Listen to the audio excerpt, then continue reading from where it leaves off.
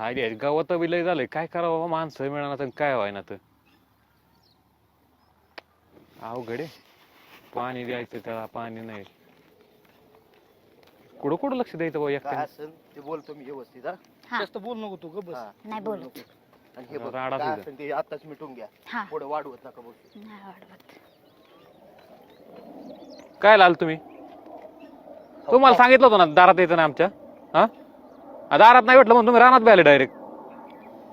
हे बघा तुम्हाला खरं सांगू का अहो काय बघायचं तुम्ही पहिलंच वाटोळ केलं ना अजून काय बघायचं बरं तुमच्याकडे. यांचा माझा काय संबंध नाही पहिलं तुम्हाला सांगितलं आहे. फक्त तुमचं तुम्ही काय असेल तुम्ही बोलायचं. तुम्ही अजिबात इथं थांबायचं नाही तुम्ही दोघांनी पण.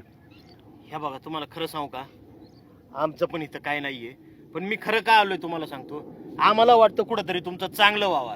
अहो मी माझं चांगलं करीन ना. तुम्ही वाटोळ केलंय ना मग तुमचं तुम्ही बघा ना. तिला कुठं ठेवा तिकडे ठेवा. हा वाटोळं करण्यासाठी तुमचं लग्न नाही लावलं. आम्ही आता मध्यस्थी केली म्हणजे आमचा काय स्वार्थ आहे का त्यात. आम्हाला तुमच्या घरच्यांसोबतच चांगले संबंध आहेत ह्यांच्यासोबतच चांगले आहेत असं वाटतं. दोन चांगली माणसं एक व्हावा म्हणून आम्ही मध्यस्थी केली. अहो सगळं खरंय तुमचं पण तुम्ही पोरगी तुम्हाला माहिती होतं ना कशी आहे तुमची पोरगी आगाव आहे का नाहीये. हा नुसती मध्यस्थी करायला म्हणजे नुसतं लग्न जमलं म्हणजे सगळं झालं का. अहो, तसं नाही आगाऊ वगैरे काय नाही. हे बघा तुमचं लग्न जमतं तेव्हा तुम्ही काय सांसारिक माणसं नसता. संसाराला सुरुवात केलेली असती. चुकलं बिकलं तर समजून घ्यायचं. तुम्ही पण तरुण आहे अजून वय लहान आहे तिचं वय लहान आहे झालं असं काय सोडून द्यायचा विषय. सगळं आम्ही समजून घेतो. यांनी काय करायचं.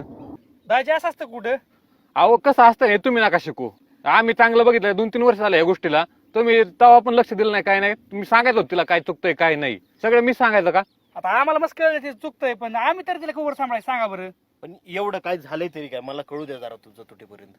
अहो तिला काहीच कळत नाही हो. का कोणत्या गोष्टीवर मांडायचं. मी माहेर रुसून जाईन माहेर दर 15 दिवसाला तिथं माहेर असं काय राहिलं की इथं तिथं. नाही माहेरी रुसून जाईन म्हणतीये पण आता हौस भागली तिची. तिला बी चांगला अनुभव आलाय. माझं म्हणणं तिथं बागलंय ना आता तिकडंच राहू दे ना. काय नाही 15 मला नाही राहायचं आता तिथं. मला नाही नाही आपल्या तू घरी इथं राहायचंच नाही अजिबात. तू बघ तिकडे काय असेल ती. हा तुला करायचं ना दुसरा नवरा कर जा. का तुम्हाला दुसरी बायको करायची का. मी माझं बघन काय नाही करायचंय. पण मला इथंच राहायचंय. हे बघा आता ती जर स्वतःहून इथं राहायला आली ना तुम्ही नका हाकलून देऊ. काय झाले असन चूक ना पादरात या तुम्ही. तुम्ही वयाने आपण नवरा करताना 1-2 वर्षांनी मोठा काय करतो कारण तो मोठा असतो. बायकोची काय चूक झाली तर त्यांनी समजून घ्यायचं असतं. तुम्ही आता समजून घ्या. तुला हौस आली का आता परत जायची माहेरी. नाही जायचं. हे बघा एकदा चूक झाली कळलं आणि आता माहेरी जायचे हा शब्द काढू नको. लग्न झाल्यावर तुझं हेच घर हा. इथंच नीट राहा आणि माणसांना जीव लाव म्हणजे तुला घरासारखं वाटन तुझ्या इथं. नाही तर तू जर यांना हिडीस फिडीस केलं ना तुला कधीच घर वाटणार नाही चांगलं. सासू सासऱ्यांना सांभाळायचं नवऱ्याशी 2 गोड शब्द बोलायचे